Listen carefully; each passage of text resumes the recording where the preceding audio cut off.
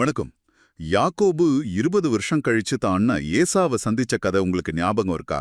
நம்மள பலரும் அத ரெண்டு சகோதரர்கள் சமாதானமாகிற ஒரு சாதாரண சந்திப்புன்னு தான் நினைப்போம். ஆனா பெய்ட் இஸ்ராயல் இன்டர்நேஷனல் காடி எஃப்ரேயிம் நோட்ஸ் மாதிரியான ஆதாரங்களை நம்ம பார்க்கும்போது இது வெறும் குடும்ப கதை இல்ல, நம்ம உலகத்தோட எதிர்காலத்தையே கணிச்ச ஒரு ஆழமான தீர்க்க தரிசனம்னு சொன்னா எப்படி இருக்கும்?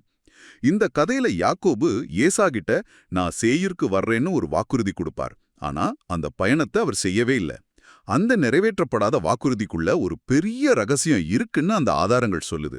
வாங்க இத பத்தி கொஞ்சம் ஆழமா பேசுவோம். சரி, முதல் கேள்வியே இதுதான். யாக்கோபு ஏன் சேயீருக்கு போகவே இல்லை? சேயீர் அப்படிங்கிறதுக்கு என்ன அர்த்தம்? ம் இங்கதான் இந்த கதை ஒரு சாதாரண குடும்ப சந்திப்பை தாண்டி ஒரு தீர்க்க தரிசனமா மாறுது. அந்த ஆதாரங்கள் படி சேயீருங்கிறது ஏசாவின் சாம்ராஜ்யம். அது வெறும் ஒரு இடம் மட்டும் இல்ல. ஏசாவின் குணம் என்ன?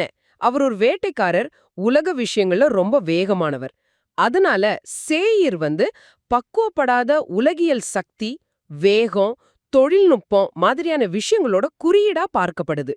ஓ, அப்போ என் தலைவன் முன்னே செல்லட்டும், நான் மெதுவா வரேன்னு யாக்கோபு சொன்னதுக்கு இவ்ளோ பெரிய அர்த்தம் இருக்கா?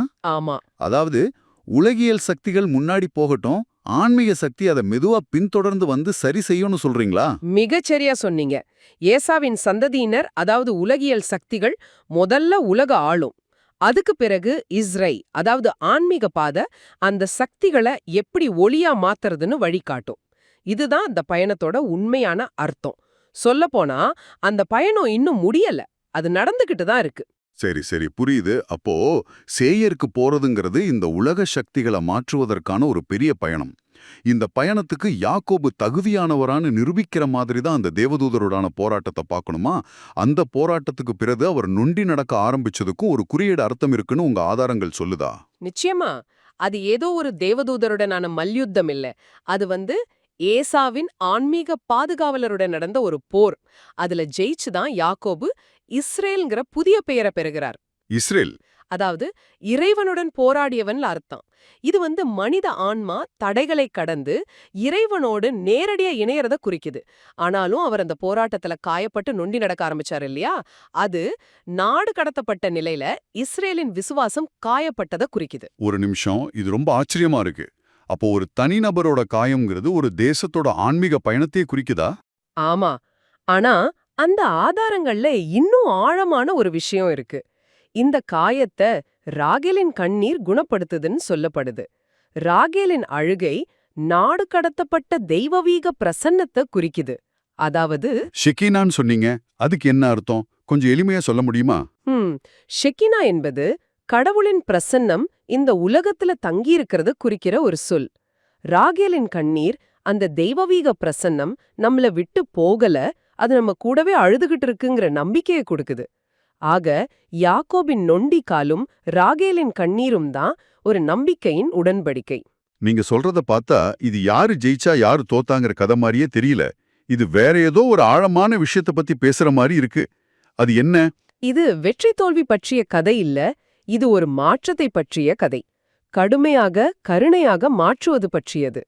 ஹீப்ரு மொழியில சொல்லணும்னா கெவுராவ செசடாக மாற்றுவது. கெவுரா, செசெட், இந்த வார்த்தைகளை எங்களுக்காக கொஞ்சம் விளக்க முடியுமா? எளிமையா சொல்லணும்னா இது எதை குறிக்குது? நிச்சயமா. கெவுரா என்பது கண்டிப்பு அல்லது ஒருவிதமான கடுமையான நீதின்னு வச்சுக்கலாம். செசெட் என்பது எல்லையில்லாத கருணை, அன்பு. இந்த கதை ஏசாவின் அந்த கடுமையான பக்குவப்படாத சக்திய யாக்கோபின் அன்பான ஆன்மீக சக்தியா மாற்றுதுங்கிறத பத்தி தான் பேசுது. இந்த மாற்றத்தின் உச்சகட்டத்துல ஏசாவின் சக்திகள் கூட மூன்றாவது ஆலயத்தை கட்ட உதவும்னு அந்த ஆதாரங்கள் சொல்லுது. அப்போ எதிரிகளா இருந்தவங்க ஒன்னு சேருவாங்கன்னு சொல்றீங்களா? ஆமா. ஓபதியாவின் தீர்க்க தரிசனத்தின்படி சீயோன் மலையும் சேயிர் மலையும் இனி எதிரிகளாக இருக்காது.